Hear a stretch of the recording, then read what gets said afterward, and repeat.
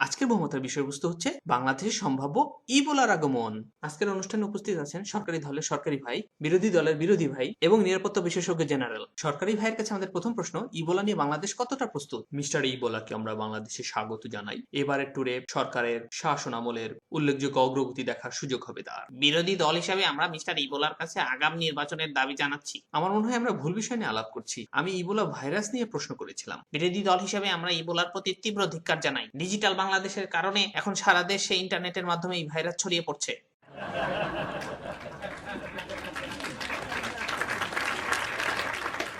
বিরোধী দলের এই দাবি সম্পূর্ণ অসত্য। সারা দেশে আমরা অ্যান্টিভাইরাস বসিয়েছি, ভাইরাস কোনোভাবেই ছড়ানোর কথা না ইন্টারনেটের মাধ্যমে। আমার মনে হয় আমাদের আবারও ভুল হচ্ছে। আমি ইবোলা ভাইরাসের কথা বলছি, যেটা অসুখ, কম্পিউটার ভাইরাস নয়। জেনারেল, ইবোলার ব্যাপারে আপনার কি মতামত? ইবোলা হলে তাদেরকে এক লাইনে দাঁড় করায় ক্রস ফায়ার দিতে হবে। সরকার থেকে আমরা প্রতিশ্রুতি দিচ্ছি, ইবোলা হলে পরে তাকে একটা ব্ল্যাক বেঙ্গল গরু দেওয়া হবে।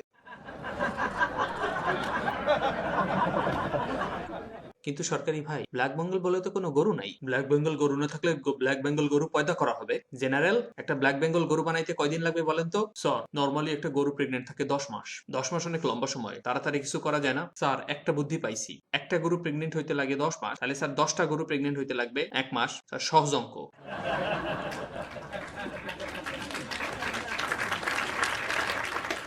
সবস জেনারেল, কে বলছে তোমাদের বুদ্ধি হাঁটুতে থাকে?